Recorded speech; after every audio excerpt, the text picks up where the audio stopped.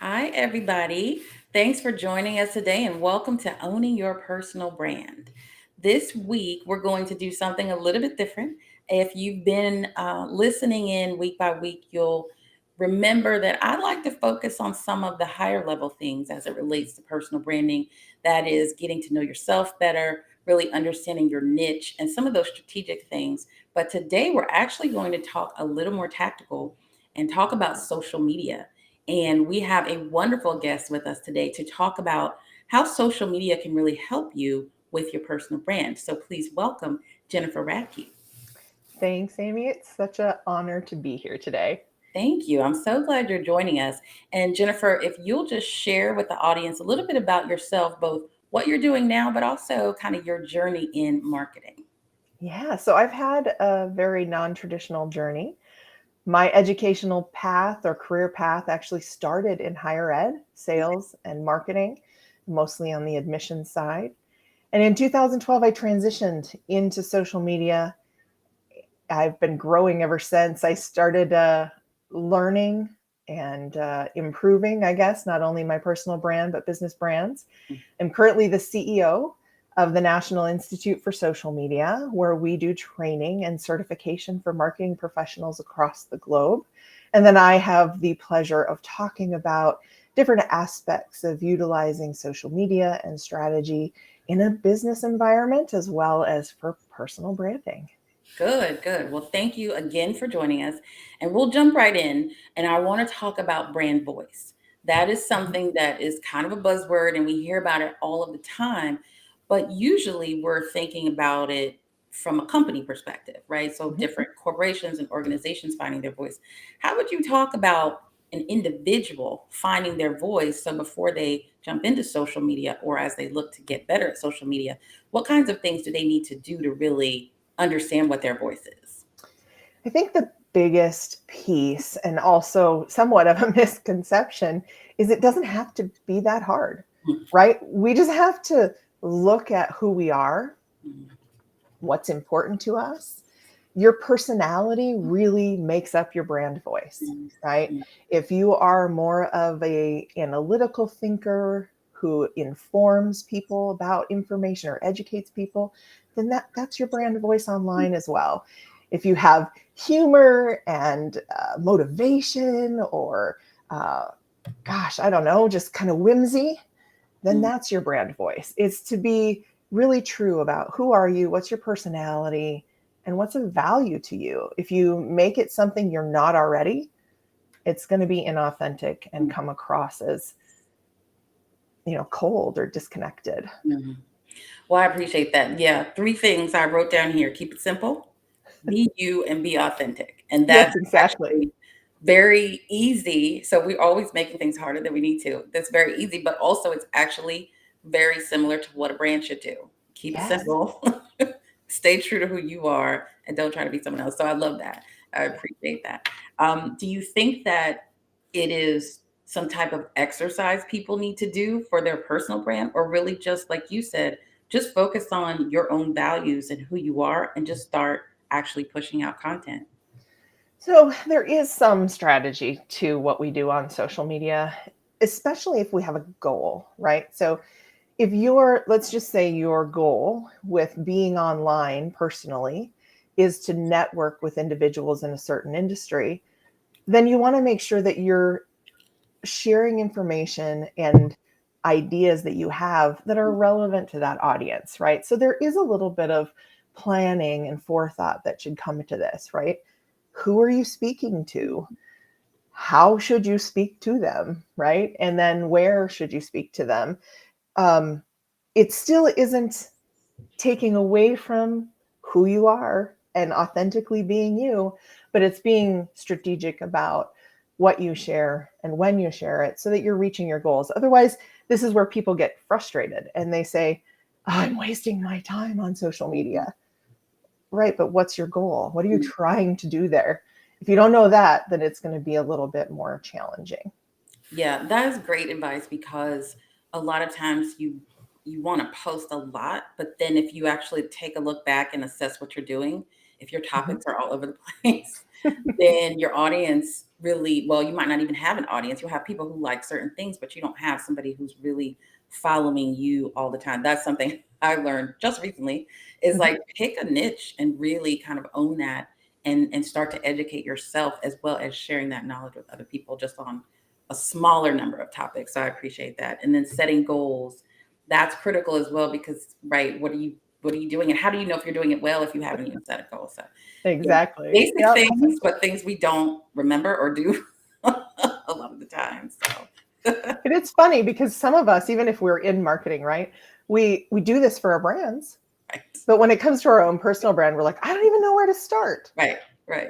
Mm, what's your Yeah, goal? it Start is. at the beginning. Start with the goal and then keep it simple. Absolutely. So once you have identified that goal, you've kind of thought through who your audience is. How do you determine, or what advice would you give to help people determine what should they post? What type Mhm. of content should they be working to post? So that's a good question. There's a couple of factors at play, right? I kind of briefly mentioned where are you Mhm. going to spend your time online?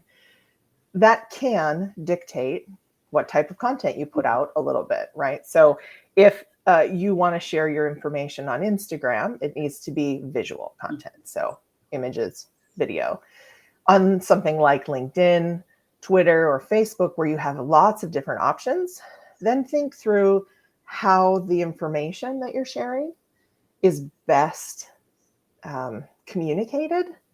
So is it via text, written format? Is it with an image? Is it a video? And I would actually encourage people to think about how they can vary that a little bit because we all get tired of Mhm. reading or seeing videos all the time, whatever the case may be. But then the other piece of that is okay, well, should I only share social media content because I am talking about social media? That's what I do, right? No, not necessarily, right? I am more than just a social media strategist and the owner and CEO of the National Institute for Social Media. I'm also a business owner. I'm also a speaker.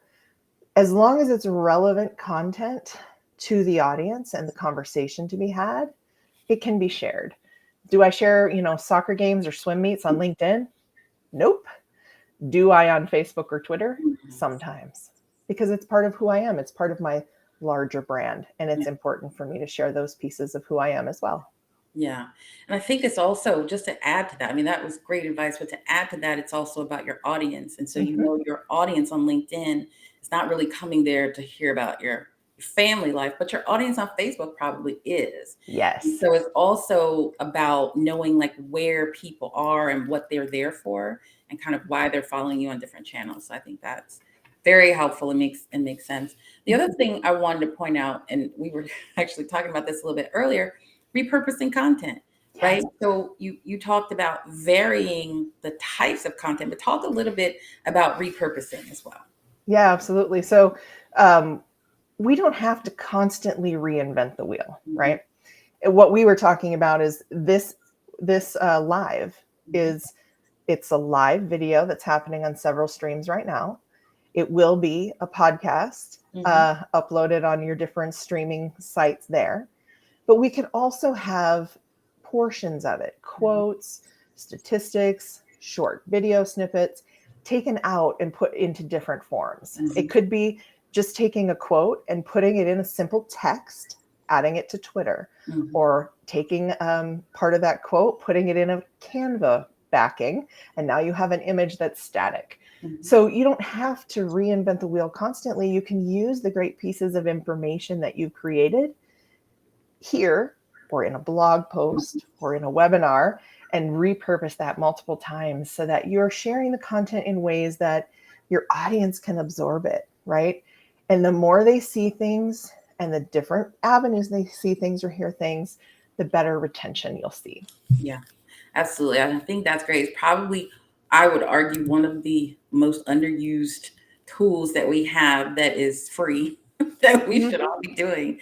And I think it's, again, back to what you said about kind of how people consume things. We're going to have this conversation maybe 15, 20 minutes. That might be too long for someone. Mhm. Like, Right. and so taking out just, I have all these notes I'm writing down, but just taking out certain clips or certain things that may resonate with a person. That one quote or that one piece of advice may resonate. And so I do think it's a great way to keep your audience engaged by just sharing different parts of the content that you create. Absolutely. And sometimes you can get super creative, right? We might say something today that sparks a question in the mind of one of us or one of our listeners, right?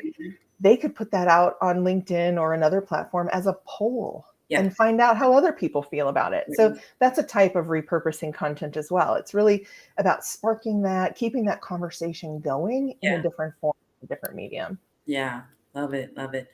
Now let's talk about back to specifically personal branding. What are ways that social media and what you do on social media can help you with building your credibility for your personal brand?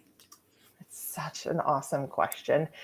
And I think for a lot of people, it may look different, right? Based on what your background is. For someone like me, right, who is a speaker, a business owner, and a social media marketer, social media and my personal brand can help with things like social proof. It Mm. shows that I do know what I'm talking about, that other people are willing to hire me and listen to me speak, right? Because I have something to share. If you're a content creator, you can share blog posts on social media and people can see that this is something you do know what you're talking about, Mhm. right? Builds that authenticity, but also that proof that goes into it.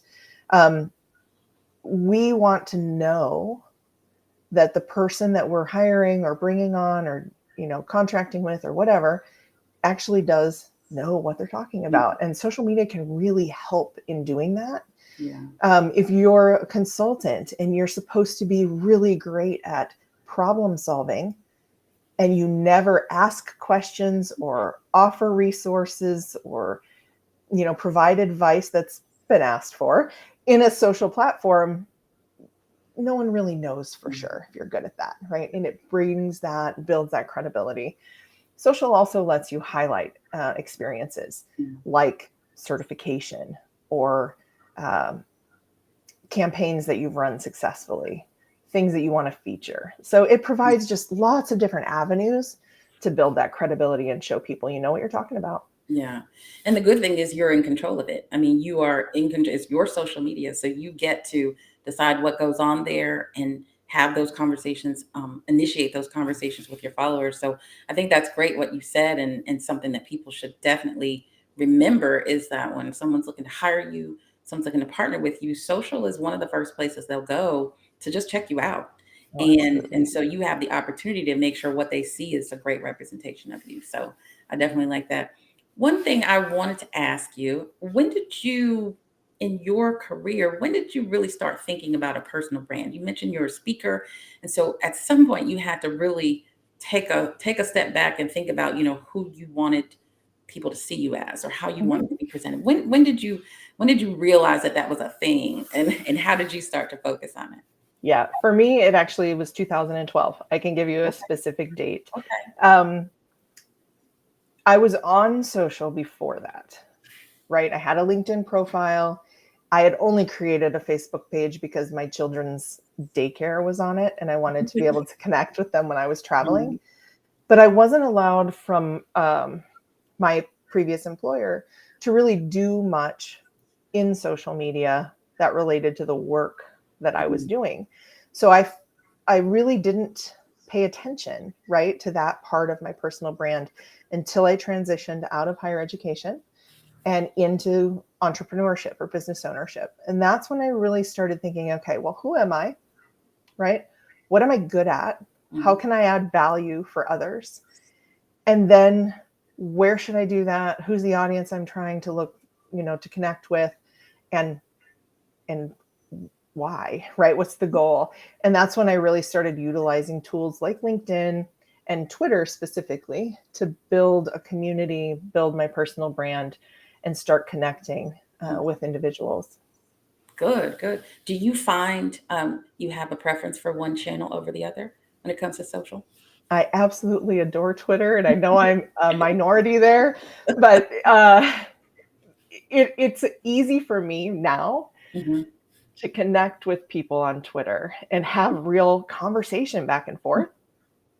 And my audience is there, right? Most people hate it because they see all the Kardashian stuff or pop culture or politics. I don't follow any of that. Right. So I don't see it in my stream. My stream is overwhelmed with marketing conversation and pieces there. However, LinkedIn is a very close second. Got it. I will avoid Facebook and actually Instagram to a degree because I don't prefer that type of content. We use it as a business, of course, because it makes sense. But my personal brand is very underrepresented on Instagram. So No, but that's really good because I think I was having a conversation with someone the other day, and it's like, you don't have to be everywhere, right? You need to partly identify the channels that you like, because if you like it, you're going to be more consistent and use it. And then also where your people are. So making sure that you can have those conversations, but you do not have to be on every channel. No, you do not. No, you do not. And, fear of missing out is a real thing. And I have heard so many times over the years, how can you not be on this channel? How can you not be on that channel? And it's like, look, Snapchat's a great example. When Snapchat first came out, I was with a bunch of marketers at a dinner. We're at the Mall of America, and they want to all take pictures afterwards, right? And somebody says to me, Jen, I can't find you on Snapchat. I said, I know. I'm not on Snapchat. And they're like, how can you be the CEO of NISM and not be on Snapchat? And I'm like, well, hey, when my audience is between the ages of 13 and 18, which was super populated at that time, that age group, I'm like, and they want to talk to me there, then I'll get there. But right now I have no interest. Like, they don't want to talk to me. Yeah, it goes back to the goals. When you mentioned the goal setting, what are you trying to do? And some of those channels aren't going to really help you meet those goals. So we're all busy enough. We don't need to add to that. So exactly. Well, the last question I wanted to ask you is just, what advice would you give? So let's say you had somebody who was a social media marketer, and they came to you just looking for some advice on how they start to really develop their personal brand. What would be a few things you'd share with them from your own experience that you think would help them?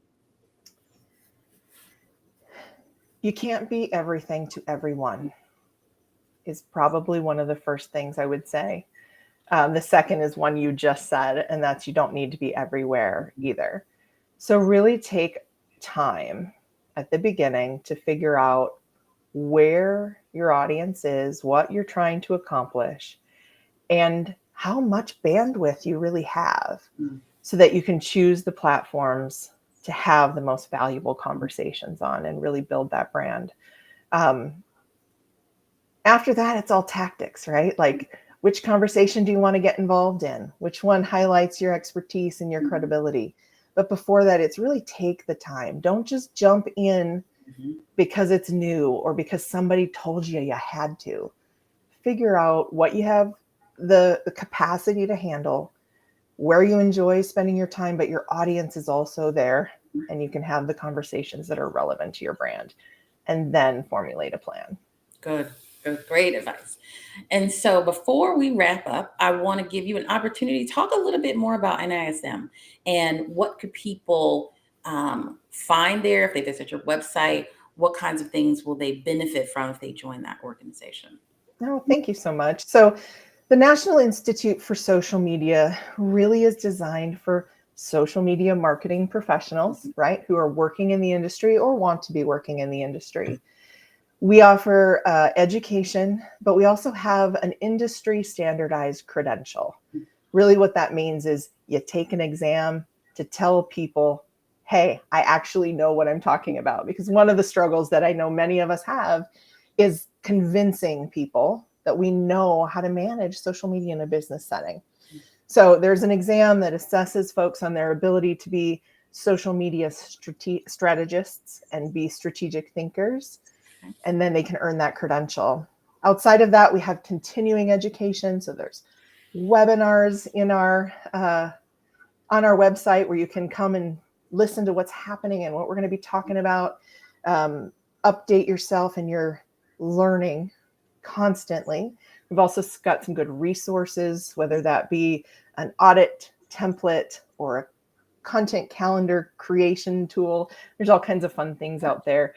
But my most kind of treasured piece is our community. We really have an amazing group of certified professionals across the country and actually throughout the globe who talk together, lift each other up, support each other. You were one of our fantastic presenters in a webinar, and I think you firsthand got to see that community. The chat Absolutely. box was going like wild because they really are thirsty to learn and support and grow together. So Yeah.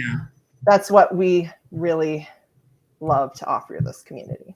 Good. Yeah, I can definitely attest to that. Not only the learning, but like you said, it's the helping. So I was presenting, I was trying to keep up with what was going on in the chat, but they are answering each other's questions and really helping each other grow. So it was a good experience. So I imagine the other events you have are equally as engaging and everything. Jennifer, where can people find you? What's the best place for people to follow you or get in touch with you? Yeah, outside of the National Institute itself, the best place to find me really is on LinkedIn. And I think you've got the contact information there. I am there every day or almost. So if they have questions, I encourage them to reach out, connect with me. I am also on Twitter, which I didn't give you that Twitter handle, but people can find me there. If you search my name, you'll find me. Perfect, perfect. Well, thank you so much for being here today and for sharing great advice and great insights on how social media should be an important part of your personal brand development. I think, as always, just remember that everybody has a personal brand. So whether you want one or not, you have one and you really should own it. And social media is a great tool that you can use. Remember some of the things that Jennifer said: set goals, keep it simple. You don't have to be everywhere and you can't be everything to everybody. Those are a couple of great things that I took from listening to your advice. And so I really, really appreciate it. Thank you again for being here. And to everyone listening, we hope you enjoyed this episode and we will see you next week.